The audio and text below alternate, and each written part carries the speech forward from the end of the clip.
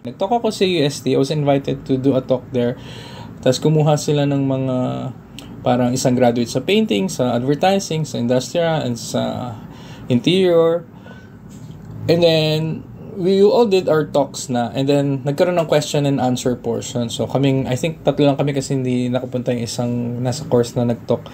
So, tatlo kami nasa stage and then we were all asked. Ang question ng isang student is, pinapili kami, art or money? Yung question niya. So, sagot, syempre, yung ibang guest, I think it was advertising and then interior design. Ang sagot nila is, of course, art. Di ba? Of course, art. Ganun yung sagot nila, pareho, na girls. And then, nung ako naman, nung tinanong, ang sagot ko, kung art or money, ang sagot ko, both. Kasi, parang sabi ko, I said na both because money can buy me food and art materials for me to make more art. So, ibig sabihin ko ba parang, why not choose both? Kasi pwede naman pareho, di ba? Kasi hindi naman porket pinili mo yung art, hindi ka na magkakaroon ever ng pera, di ba? So, parang tanggalin natin yung stigma ng pangit yung pera in regards sa art. Kasi it's usually parang, okay lang ako na hindi ako makabenta ng artwork. Basta gumagawa ko ng totoong art. Okay, that's I think dati noble yun na mentality to not think about the money and just make art purely. Pero hindi rin siya sustainable. Ibig sabihin, hindi ka rin mabubuhay ng matagal doon. Kasi eventually, hahanap ka rin ng work. Kasi alam naman nakatira ka lang sa bahay ng magulang mo forever. Diba? Or nangungutang ka lang palagi ng pera, pangbili mo ng art materials. Parang hindi naman maganda yun, diba? So, para matawag natin napaka-successful mo na artist, which is our aim right now, is how to be a successful or very successful artist, is to be able to sell your work enough that it can sustain you. Kasi lahat naman tayo dito, hindi naman na tayo bata, hindi naman tayo college na. Siguro kung college ka at ganun ka mag-isip, pwede na. Or sobrang yaman ng parents mo, sobrang yaman ng family mo, na you don't have to think about money. So, you can just focus on your art. Kasi nga, wala ka nang iniisip na pagkain, wala ka nang iniisip na pangbili, hingi ka lang sa parents mo, may business kayo. So, I guess may mga ganun tao pa rin. And I'm not saying na hindi sila artist dahil umaasa pa sila ng pera sa magulang nila or nakakahiram sila ng pera sa ibang lugar. Pero what I'm saying is, hindi naman lahat ng artist ganun eh.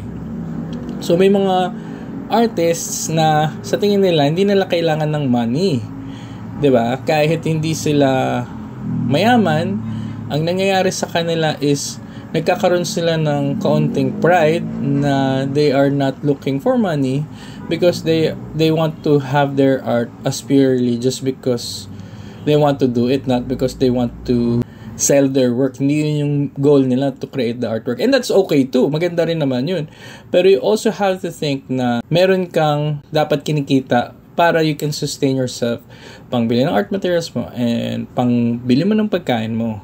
So, hindi rin pangit yun. It's also, actually, for me, I think mas noble na effort yun dahil nag-create ka ng art para sa family mo. Lalo na kung may asawa at anak ka na. Diba? Katulad ko, may asawa at anak na ako. So, I have to provide for them. So, diba? Parang sell out na lang just because naghahanap ako ng pera to provide for my family in creating art. So, I don't think it's like that, diba?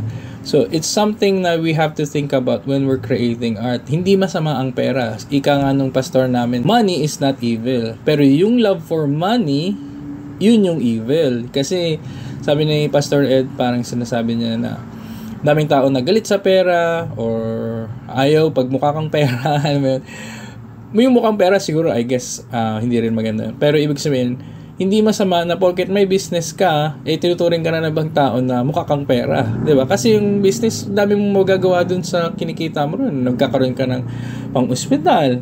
Yung mga tao na kailangan ng pera, makakahiram naman sa'yo. Tapos sasabihin ng ibang tao, mukhang pera yan. Pera-pera lang yung tao na yan. Puro yan, benta-benta. Sa totoo lang, hindi nyo naman alam kung bakit kailangan niya ng money. I mean, kung mayaman ka na, tapos ganun ka pa rin, medyo questionable na yun for me. Pero kung saktong tao ka lang naman at naghahanap ka ng may bibili ng art mo at pinopromote mo yung art mo, I think that's a noble cause because you're just trying to feed yourself and your family and you want to continue making art in buying materials. So, if tinanong kayo, art or money, you can answer both. At kung may magsasabi na isa lang ang sasagutin mo, sabi mo, umalis ka sa pagmumukha ko. Umalis ka na.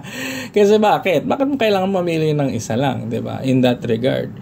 Pwede yun pareho. And I am one of the, I think, masasabi niyo example na nakakagawa ng art na gusto ko at kumikita doon. Kasi if you're able to make something na really, really beautiful or creative or maganda or talagang pinaghirapan mo, hindi pwedeng hindi yun magustuhan ng ibang tao eh. So if you're able to create something na you like because you made it something really, really different and good and wonderful, sobrang ganda nun. Lahat na ng pwede nyo masabi na positive dun sa artwork.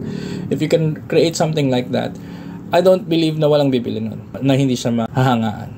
So yun yung sagot ko about art versus money or art or money. Both ang sagot dun.